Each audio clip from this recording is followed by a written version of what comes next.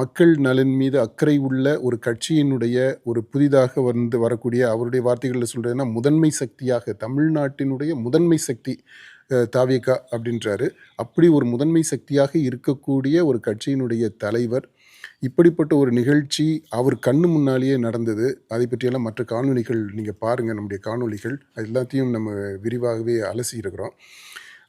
இந்த கொலைகள் நடக்குது, மரணங்கள் சம்பவிக்குது, அதுக்கு அவரே விட்னஸாக இருக்கிறாரு.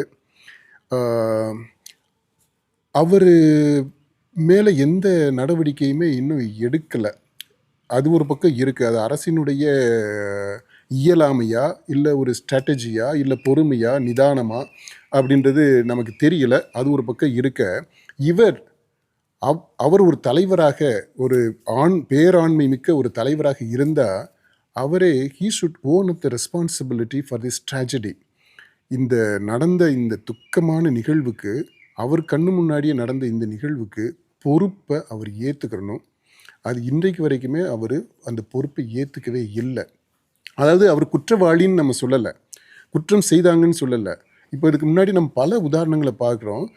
ஒரு ஒரு ட்ரெயின் ஆக்சிடெண்ட் நடக்குது அப்படின்னா அந்த பொறுப்பாக இருக்கக்கூடிய மினிஸ்டர் போய் ஓட்டி அந்த ஆக்சிடெண்ட்டை உருவாக்கலை, ஆனால் அதற்கு பொறுப்பு ஏற்று மக்கள்கிட்ட மன்னிப்பு கேட்குறாங்க இல்லையா?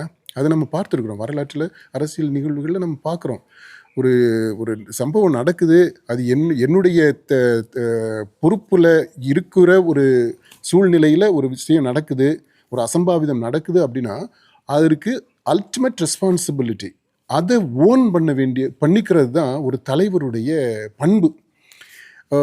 விஜய் ஒரு நல்ல தலைவராக இருந்தால் அவர் இதற்கான பொறுப்பை ஏற்றுக்கிறணும்.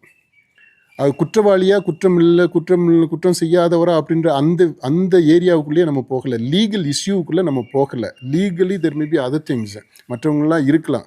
ஆனால் தார்மீக அடிப்படையில் மாரல் ரெஸ்பான்சிபிலிட்டியை அவர் ஏற்றுக்கொள்ளணும் அப்படின்றதான் அவர் ஒரு நல்ல தலைவராக இருக்கிறாரு அப்படின்றதுக்கான ஒரு இலக்கணம்.